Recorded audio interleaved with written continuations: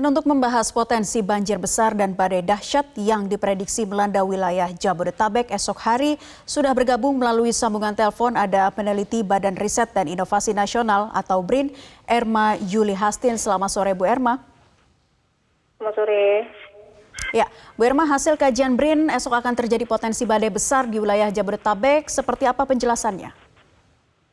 Ya, artinya kami sebenarnya memperkuat ya bahwa early warning sudah disampaikan oleh BMKG, hati-hati, masyarakat diminta hati-hati bahwa sampai akhir tahun dan bahkan awal tahun nanti, tahun baru, itu akan ada peningkatan potensi cuaca ekstrim, dan kami mendukung itu karena secara kajian riset yang kami lakukan dengan tools riset yang kami kembangkan, yang kami namakan dengan Sadewa itu telah memperlihatkan bahwa ada potensi bahwa sebenarnya dari hari ini sudah dimulai ya Mbak ya, adanya peningkatan hujan yang dari tadi itu, yang jalur dari Samudra Hindia ada badai di laut yang akan berpindah ke darat.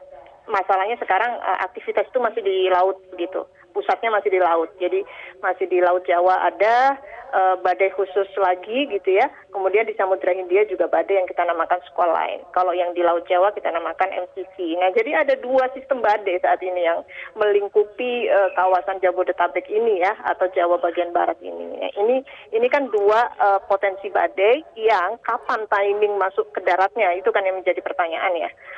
Nah, dari Sadewa itulah kami melihat data dari Sadewa menunjukkan bahwa peningkatan atau timing masuk ke daratnya itu akan terjadi besok. Itu kemudian saya menyampaikan ya, artinya ini harus ada nih mitigasi atau kesiapan dari masyarakat gitu ya.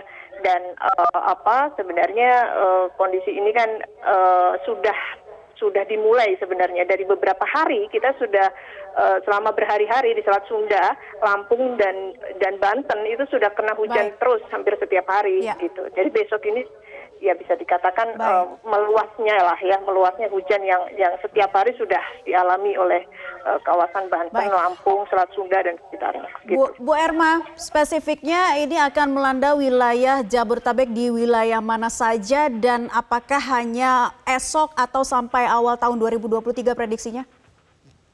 Ya, artinya besok itu adalah timing masuk ke darat. Nah, kalau kita bicara badai, Mbak, kita nggak bisa memastikan bahwa badai ini sampai kapan terjadi. Justru itu kita harus mengupdate setiap hari. Sadewa itu diupdate 4 kali dalam sehari, sehingga kita mengetahui yang keluar dari Sadewa itu adalah 6 jam terakhir real time dari input yang kita masukkan. Artinya dia merekam kondisi 6 jam terakhir ya. 6 jam terakhir itu seperti sekarang ini, ada dua sistem pusat tekanan rendah, ada siklon tropis Darian dan satu lagi yang Eli itu meluruh, dan ada duplikasi lagi ke Nusa Tenggara Timurnya. Nah jadi sudah ada 3 gitu ya, 3 sistem badai besar, dan ini akan tarik menarik menghasilkan badai tadi yang saya katakan badai konvektif yang bisa masuk ke darat. Nah dimulainya itu baru besok. Artinya gini, bisa saja ini ada waktu perpanjangan gitu. Itu yang harus terus-menerus bisa diprediksi oleh model cuaca gitu.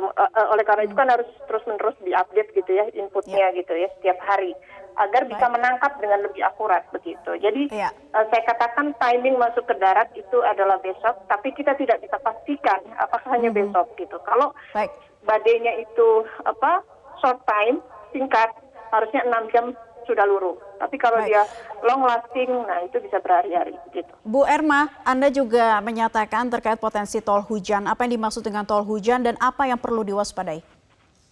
Ya, tol hujan itu adalah Squall Line tadi. Squall Line itu sekarang terbentuk. Jadi seperti memberi jalan pintas bagi hujan yang ada di laut yang dia berupa badai sebenarnya gitu ya. Tapi bentuknya seperti sebuah garis yang panjang sekali, itu terhubung sekarang ini dengan Selat Sunda dan Laut Jawa gitu. Ini yang saya maksudkan dengan tol. Artinya dengan adanya Squall Line itu badai itu dengan cepat energinya bisa dihantarkan ke darat gitu loh. Jadi artinya besok itu bukan hujan yang biasa, itu hujan yang di-remote oleh si Squall Line itu, dihantarkan melalui si tol hujan itu. Itu hanya istilah dari saya supaya memudahkan awam memahami, maksudnya jalan pintas tuh karena dia memindahkan lah ya badai dari laut ke darat gitu. Baik, ini tentu menjadi perhatian kita bersama untuk terus meningkatkan kewaspadaan sampai awal tahun 2023 juga itu menurut prediksi dari BMKG. Terima kasih Ibu Erma Yuli Hastin selaku peneliti dari Badan Riset dan Inovasi Nasional sudah bergabung di kesempatan Metro hari ini.